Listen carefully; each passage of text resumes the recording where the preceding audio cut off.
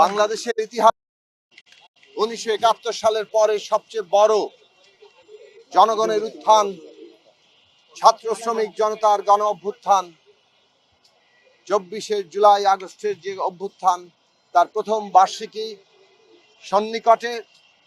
1 জুলাই থেকে 36 দিন ব্যাপী 5ই আগস্ট পর্যন্ত এই জুলাই অভ্যুত্থানের বার্ষিকী উদযাপিত হবে। তার অংশ হিসেবে আজ 1 জুলাই আমরা প্রথমেই 24শে জুলাই আগস্টের গণ অভ্যুত্থানে সকল শহীদের প্রতি আমাদের শ্রদ্ধা, আমাদের ভালোবাসা নিবেদন করেছি। শহীদ মিনারে এই কর্মসূচির মাধ্যমে 36 দিন ব্যাপী আমাদের এই জুলাই আগস্ট অভ্যুত্থানের বার্ষিকী উদযাপনের কর্মসূচি শুরু হলো। আমরা কয়েকটি কর্মসূচির কথা ইতিমধ্যে আপনারা শুনেছেন।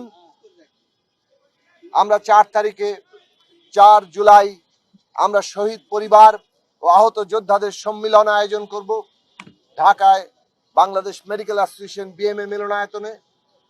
আমরা 16 জুলাই শহীদ আবু সাঈদের মৃত্যু, তার শাহাদাত উপলক্ষে রংপুরে তার প্রতি শ্রদ্ধা নিবেদন করব এবং সেখানে সমাবেশ অনুষ্ঠিত হবে।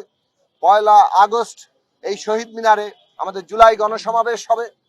4 আগস্ট শহীদ জুলফিকার শাকিলের শাহাদাত উপলক্ষে মিরপুরে আমাদের গণসমাবেশ হবে। এর বাইরেও প্রতিদিনই কোনো না কোনো সংগঠন, আমাদের শাখা, আমাদের বিভিন্ন বন্ধুপ্রতিম সংগঠন প্রতিদিনই তারা কর্মসূচি রেখেছে। বন্ধুগণ, আজকে যে বাস্তবতা আমরা দেখছি যে এখনো পরাজিত ফ্যাসিস্টরা তারা বসে নেই।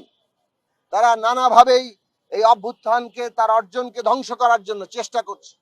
মানুষের মধ্যে ভয়, ভীতি, আতঙ্ক, ত্রাস সৃষ্টি করে তারা একটা অস্থিতিশীল পরিবেশ তৈরি করার চেষ্টা করছে।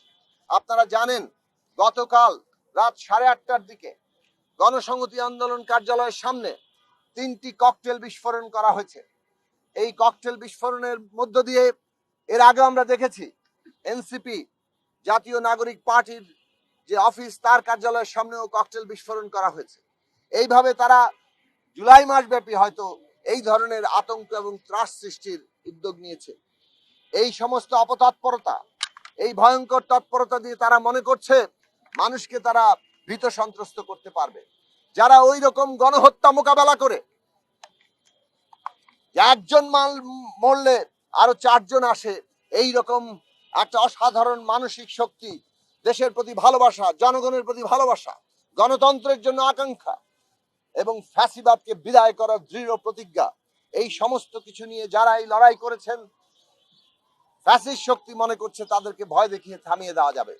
আমরা বিশ্বাস করি এই সমস্ত অপতৎপরতা, এদেরকে পরাজিত করেই আমাদের অভ্যুত্থানের অগ্রযাত্রাকে অব্যাহত রাখতে হবে।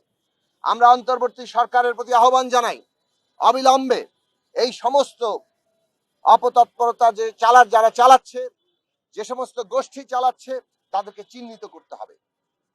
এরা কারা তাদেরকে সুস্পষ্ট করতে হবে। সুস্পষ্ট প্রমাণ সহ এদেরকে আইনের আওতায় আনতে হবে। পরাজিত ফ্যাসিস্ট আওয়ামী লীগের লোকেরা যদি এই কাজ সুস্পষ্টভাবে প্রমাণিত হয়, তাহলে আজকে আওয়ামী লীগ যে একটা সন্ত্রাসী সংগঠনে আগেও ছিল এবং তারা এখন গুপ্ত সন্ত্রাস করার জন্য একটা তৎপরতা চালাচ্ছে, সেটা অত্যন্ত স্পষ্ট হয়ে আসবে এবং তাকেও আইনের আওতায় আনা দরকার। এই সমস্ত তৎপরতাকে আইনের আওতায় আনা দরকার। আমরা অন্তর্বর্তী সরকারের কাছে বলি, অভ্যুত্থানের শক্তির উপর আপনারা দাঁড়িয়ে আছেন। এইখানে অভ্যুত্থানের অর্জন হচ্ছে দেশের মানুষের নিরাপত্তা প্রতিষ্ঠা করা। যারা অপরাধ করেছে তাদেরকে আইনের আওতায় আনা। কিন্তু দেশে কোনো ধরনের অরাজকতা সৃষ্টি, মব আক্রমণের কোনো সুযোগ দেওয়ার কোনো জায়গা নেই। এইগুলোকে কোনো প্রশ্রয় দেওয়ার জায়গা নেই এবং এই ধরনের মব আক্রমণ, অরাজকতা, এইসবের সুযোগ নিয়েই কিন্তু ফ্যাসিস্টরা নানাভাবে তাদের অপতৎপরতা চালাবে। কাজেই সরকারকে আইন শৃঙ্খলা পরিস্থিতি তাদের নিয়ন্ত্রণে আনতে হবে, দেশের মানুষের নিরাপত্তা নিশ্চিত করতে হবে এবং এই ক্ষেত্রে ন্যূনতম ব্যর্থতার মানুষ বরদাস্ত করবে না। কেননা 1 বছর অভ্যুত্থানের পার হচ্ছে।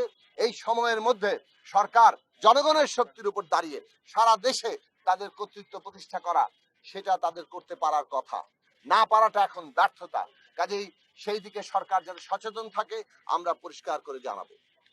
বন্ধুগণ, আপনারা দেখেছেন যে জুলাই অভ্যুত্থানের আকাঙ্ক্ষা ছিল দেশে সংস্কার হবে এবং সংস্কারের মধ্য দিয়ে আমরা একটা নতুন রাজনৈতিক বন্দোবস্তে পৌঁছাবো। আমাদের দেশের রাষ্ট্র ব্যবস্থার একটা গণতান্ত্রিক পুনর্গঠন আমরা করতে পারবো। মানুষ আশা করেছে যে সমস্ত হত্যাকাণ্ডের বিচার হবে। জুলাই আগস্টের সমস্ত হত্যাকাণ্ড তো বটেই, তার পূর্বে 15 বছর ধরে যে গুম, খুন, অত্যাচার কিংবা বাংলাদেশের সকল ধরনের হত্যাকাণ্ড সবকিছু বিচার হবে। ন্যায় বিচার হচ্ছে রাষ্ট্রের ভিত্তি। কাজে সেই ন্যায় বিচারের উপর রাষ্ট্র দাঁড়িয়ে থাকতে পারবে, সেই চেষ্টা হবে। আমরা দেখছি ন্যায় বিচারের তৎপরতা শুরু হয়েছে, কিন্তু এই বিচারকে আরো ত্বরান্বিত করা, আরো বেশি জোরদার করা, এটা জনগণের দাবি। সংস্কার আমাদের করতেই হবে, এবং সংস্কার মানে কি? ক্ষমতার এমন ভারসাম্য তৈরি করা যাতে ক্ষমতা ব্যবস্থা নতুন একটা জায়গায় দাঁড়ায় এবং জনগণের কাছে যারা জনপ্রতিনিধি, যারা সরকার, তারা জবাবদিহি করতে বাধ্য হয়। এই সংস্কারের ঐক্যের জায়গার উপর দাঁড়িয়েই আমরা আগামী নির্বাচন মোকাবেলা করব। আমরা দেখছি সারা দেশে এখনো যে পরিস্থিতি, তাতে সরকারকে অবশ্যই নির্বাচনের পরিবেশ তৈরির ক্ষেত্রে মনোযোগী হতে হবে এবং নির্বাচনের পরিবেশ তৈরি করে একটা সুষ্ঠু, গ্রহণযোগ্য এবং অবাধ নির্বাচন আয়োজন করতে হবে। সেই নির্বাচনের দিকে মধ্য দিয়ে বাংলাদেশ একটা গণতান্ত্রিক উত্তরণে যাবে, এইটা আমরা আশা করি। জুলাইয়ের সকল শহীদের যে আত্মাহুতি, তাদের যে আত্মত্যাগ, সেই আত্মত্যাগ আমরা যদি ন্যূনতম স্মরণে রাখি, তাহলে আমাদের সেই অঙ্গীকার কোনোভাবে যাতে চলতে না পারে, তার জন্য আমাদের দেশের সমস্ত মানুষকে ঐক্যবদ্ধ থাকতে হবে।